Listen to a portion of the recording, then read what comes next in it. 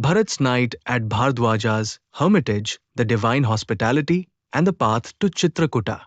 Chapter 91, Bharadwaja's divine hospitality, the night of wonders. With Bharat's decision to stay at the Hermitage, sage Bharadwaja extended all hospitality to him and his vast retinue. Bharat, humble and content, thanked the sage for the water and arghya. But Bharadwaja insisted on treating the entire army with food and comfort, saying it would please him greatly. Bharat explained that he had stationed the army at a distance out of respect for the hermitage, fearing that the spirited horses, men, and elephants might damage the sacred grounds. Bharadwaja, pleased, commanded that the army be brought near.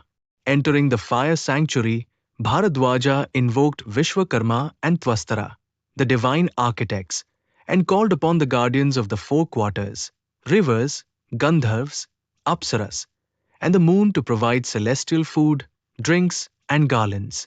He prayed for rivers to flow with sweet wine and cool water, for divine forests and gardens to appear, and for the best of food and comforts to be bestowed upon Bharat's army.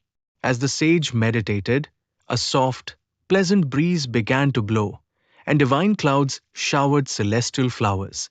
The sounds of heavenly gongs filled the air, and the army beheld the wonders created by Vishwakarma, leveled grass lawns, fruit-bearing trees, divine rivers, stables, palaces, and mansions.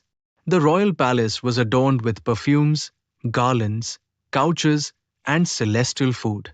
Bharat entered the palace, worshipped the throne as though Rama was seated there, and sat among his ministers.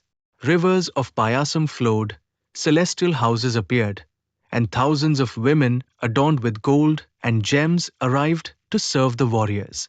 Gandharvas sang, Apsaras danced, and trees transformed into drummers and dancers. Every warrior was attended by women who massaged and bathed them, and the animals were fed with sweet grains and honey.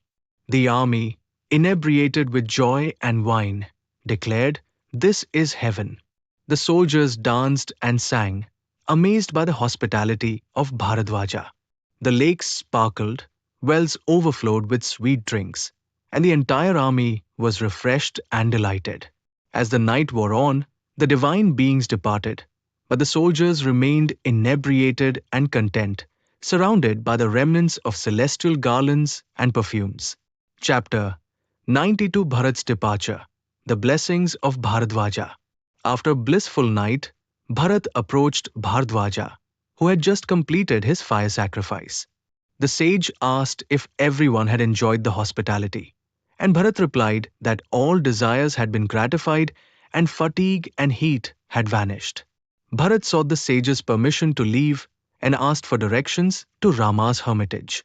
Bharadwaja explained that 3.5 yojanas away stood Mount Chitrakuta, with the river Mandakini flowing nearby. Beyond the river lay the hut where Rama, Sita, and Lakshman dwelled. Bharat introduced his mothers to the sage: Kausalya, emaciated and trembling; Sumitra, leaning on Kausalya's arm; and Kaki, ashamed and despised. Bharadwaja advised Bharat not to blame Kaki, explaining that Rama's banishment would bring happiness to gods, demons, and sages. After paying obeisance, Bharat circumambulated the sage and ordered his army to prepare for departure. The army, with elephants, horses, and chariots, set out southward, traversing forests, mountains, and streams, all eager to see Rama. Chapter 93, The Journey to Chitrakuta, Signs of Hope. As Bharat's great army marched, the elephants of the forest fled in fear. Bears, gazelles, and antelopes scattered across the mountains and riverbanks. The army, resembling waves of the ocean, covered the earth as clouds cover the sky during the rainy season. The multitude of horses and elephants made the earth invisible, and Bharat, seeing the surroundings, realized they had reached the region described by Bharadwaja. He pointed out Mount Chitrakuta and the river Mandakini, noting the enchanting ridges and fragrant flowers. Bharat instructed his soldiers to search the forest for Rama and Lakshman.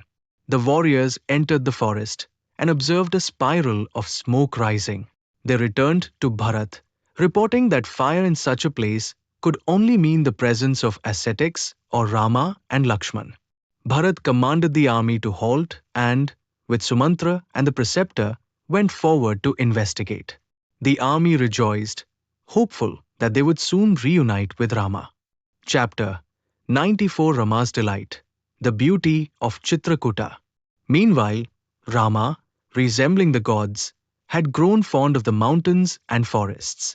To please Sita, he showed her the wonders of Chitrakuta, comparing it to Indra's gift to Sachi.